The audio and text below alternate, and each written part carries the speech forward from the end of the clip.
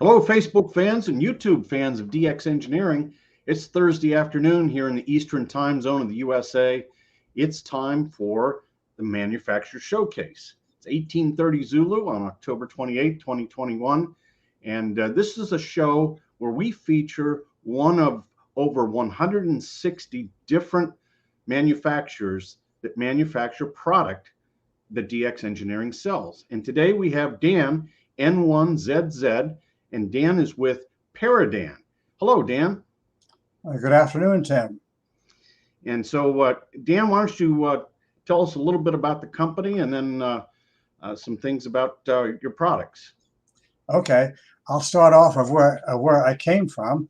I used to own West Mountain Radio, and it was a very good company doing a lot of business, but very difficult with my old engineering staff up in Connecticut. So I sold it and got out of the business. And in the meantime, friends asked me, well, why don't you make some of the products that you said you were going to make? So I just started doing it as a sideline. And then I got it, turned it into an LLC and started really making some products. And a lot of my friends said, well, why don't you introduce them to some good companies like DX Engineering?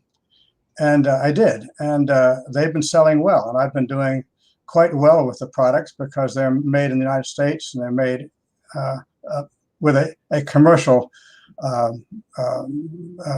way to be sturdy, strong, and effective. And so I've got about 8 or 9 products that I'm selling now, and DX Engineering is carrying a majority of them now. So yes, so why don't you tell us about some of the products there? I think you have some products to show. Good, I sure do. Okay, well, the product that I started way back was what I call an antenna disconnect. Okay, the antenna disconnect is a simple relay system that connects between on the output of your station, like the output of your amplifier or your tuner, going into the antenna, and it disconnects your antenna when you don't want to be on the air. It's a very simple product. I'll show it to you. But it's a very robust product.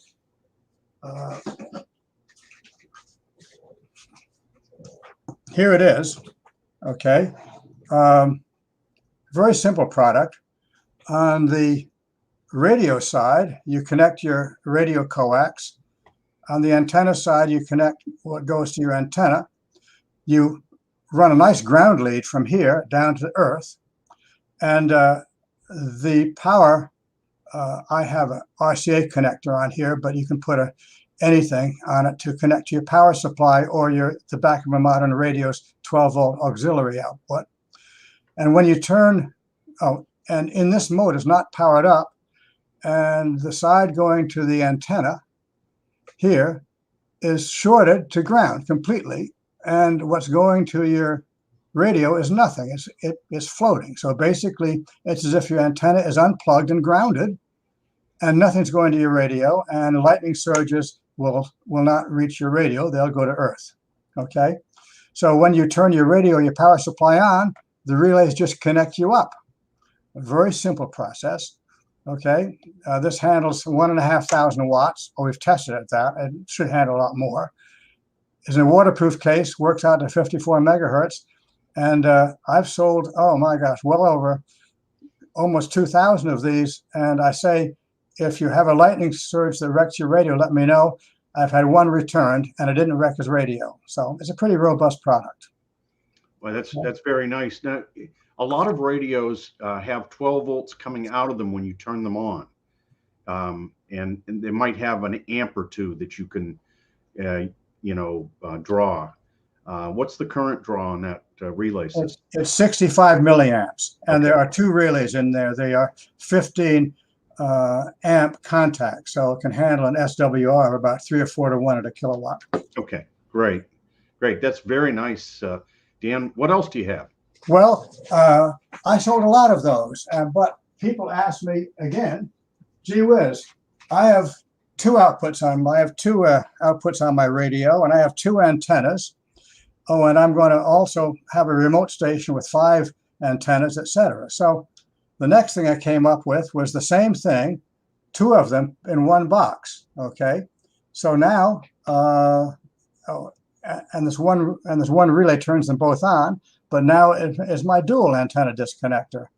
And let me tell you, I am so surprised how many of these are sold, and a lot to remote stations, because they turn the power off in the remote station, they turn the radio off, and their antennas are disconnected and grounded, and it gives them a feeling of security, you know. Very nice. Oh, and this takes 125 milliamperes on the two. There are actually 4 relays in here. Okay, great. So those are my two best-selling products. Should I talk about the next ones? Sure. Okay. I'm going to plug this one in out here. Let me just plug it in and get it to you. I'm plugging this in because it's a very simple product. It's a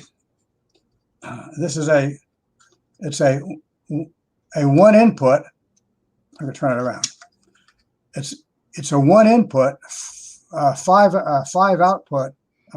output power strip using power poles, but it's hook, meaning the reason why it's sort of nice, other than just being a power strip, is that I'm going to plug it in here. Okay, and if you can see it, I hope you can. It's got a meter on it that shows the voltage and also the current. So it measures the total current going into this thing, and it's really neat. You know, you put it on your station, you can see what everything draws. You know, key down, you can see the draw of your power supply. I'm sorry, of your power supply feeding your radio. You can put it in your car. You can see how much voltage is in your car. You can also see how much current it takes to put your automatic antenna up and down for your changing your antenna. It's really good. It's fused, handles 40 amps, and it's made with a triple thickness PC board, double-sided, and I've never had one of these come back. Many have sold. Very nice. Yeah, I like the meter. Well, that's the thing that makes this one be different from all the others out there. The others work fine too, but mine has a meter on it, and it makes us ham guys feel really good about what we're running and what we're getting and how things are working. Great. I also have the same one that's a 4. This one I sell piles of these to guys that put them in Go Box. It's the same as the one I just had, but this is just 1 input and 4 output. Okay. Okay. And it's a sturdy metal case, won't break. Super. Good. I'll keep going. Keep going. All right.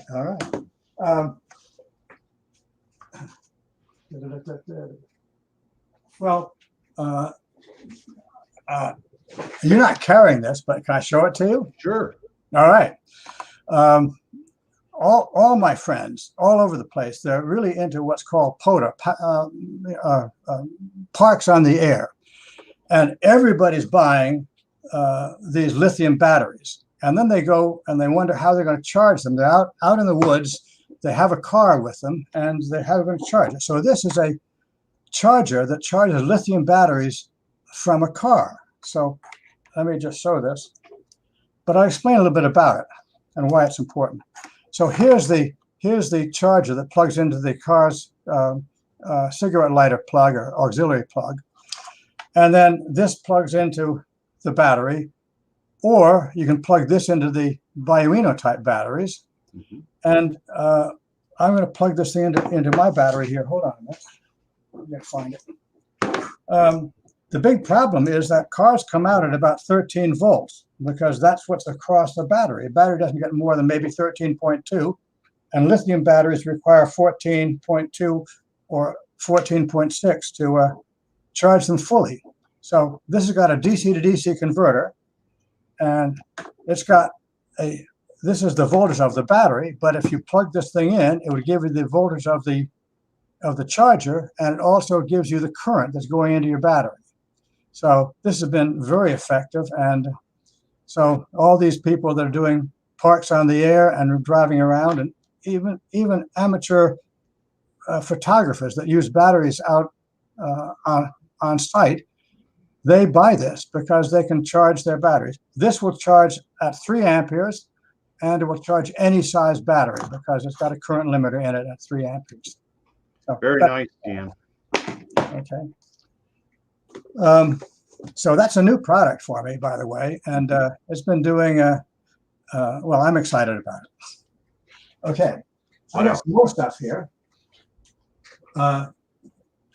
Here's an old product of mine, and it's just a fan. Okay, you say, well, so what's in it? Just a fan? Well, I'll tell you how this happened. I'm a member of the PJ2T contest club in Curacao, and they have all these amplifiers. There's a hot climate, and they get annoyed when people don't turn on an auxiliary fan to suck the air at a lower the pressure coming out of the exhaust port of these old amplifiers using tubes. So I made a bunch of these, but I made it so that it plugs into 12 volts instead of the 110. And I put a thermal switch on the bottom of it so that when the temperature got any higher than 115 degrees coming out of the exhaust port, it would turn on automatically. And this has lowered the amount of tube replacements in that station by about 2 to 1, so I'm told, by Jeff Howard, W0CG. Okay, and you can set this switch to off or automatic or full on. So it's been a nice seller for people that have older amps and want to cool them. Very nice, Dan. All right. Oh, it's quiet and it runs about 100 CFM, so it really pushes air pretty well. And it's all metal, made in the USA. Very nice. All right. What else do you got? Keep going. Keep going. All right. Here's a product made by popular demand. Okay. It sounds a little bit silly, but it's so true. All of us down here, and I'm in Florida now, and we have lots of guys with rotors and stuff, and they're forever having to climb up and pull their rotor down because the gears are stripped. So with these CDE rotors and stuff, we came out with a little circuit board. I got to turn it around. I don't know how to do this in front of the camera. You got to turn it around.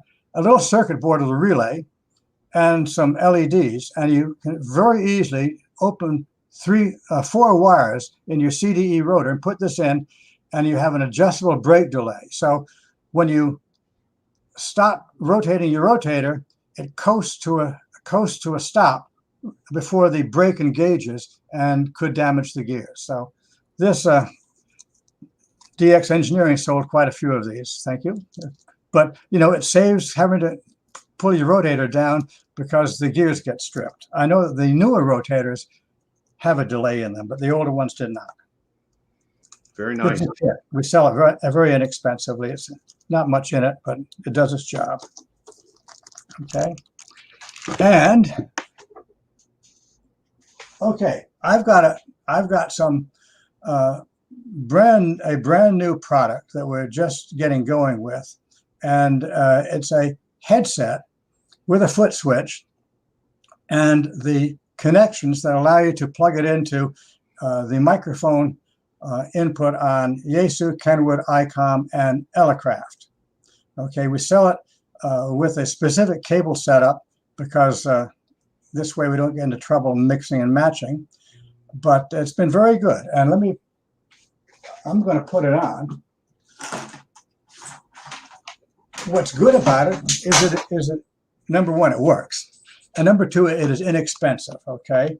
And so a lot of us that don't want to spend $300 or so, et cetera, on some good systems that do work very well, this is a way to get on the air and do the same thing rapidly and inexpensively, okay? So there we go. Everything's reversed in my screen here. So this is it. I'll explain a little bit more about it in a second. And here's the foot switch. It's a metal foot switch. It's commercial. We buy these and we buy the headsets. And then what we make is this. I'm pulling it out. It's a specialized cable. This one's green, and green is for Kenwood. It's got a connector here for your microphone. It's got a connector here for your foot switch. Here's the foot switch plug. Okay, just plug it in. And then the headset is a general purpose headset for gaming, and it comes this way, and you can plug this into and use it on your cell phone or your computer, or your older computer that has sound out and mic input here. And then we put this on here, so you can plug this into this cable to get into your radio. And this goes into your audio jack on your radio. Very simple, works well, and we've sold quite a few of these. It's just handy, but what's neat is it's such fun to operate with a foot switch. You can put your hands on the keyboard, get into a contest, you call CQ, a guy comes back, you're typing it in as he's giving you his call sign, and as you're ready, you depress your foot switch and go back to him with a report, all without having to pick up a mic, put on earphones, or anyway, it's just easy, very easy to run, and it really speeds up us guys that like to contest. And that's about it on my equipment right now, Tim. All right, Dan, we have a couple of comments here. Let's see. Dan, WA4 Mike Oscar Mike says, will you be displaying your products at Hamvention? Yes. I typically share a booth with HamSource and BioEno batteries. So I'll be there. My banners will be flying there too, so you can see me. And I have about a third of their booth. Okay. And John says the disconnectors are awesome. Need one for UHF, VHF. I need to employ some really sharp engineer for that, because I'll tell you, I have gone through relay after relay because I'm trying to have it handle a kilowatt. And let me tell you, you get a relay and it's got physical dimensions that do not give good SWR readings when you install them. Mm-hmm. I can get down to about 1.8 to 1, but I don't want to be, I want to be less than 1.2 to 1 when a guy's pushing a kilowatt to his multi-element UHF Yagi. Right. So I haven't been able to make one. I've tried and tried, but if there's some good engineer that's listening to this that knows how to help me out, you're hired. Well, that sounds great. Dan, thanks so much for coming on today, and it was very enjoyable. And we'll look forward to you coming up with more products. And we're certainly very proud at DX Engineering to be selling the Paradan products, and get great support from you. And so thank you so much. Well, you're welcome, Tim. We love your company, and it's been great, fun business too. So I want to add that to it with you. All right, super. Well, that's it for the Manufacturers Showcase for another Thursday. Stay tuned. I'll be back on Tuesday with Tuesdays with Tim and Jeff. Until then, 73 from DX Engineering. Thank you, Tim. Bye-bye.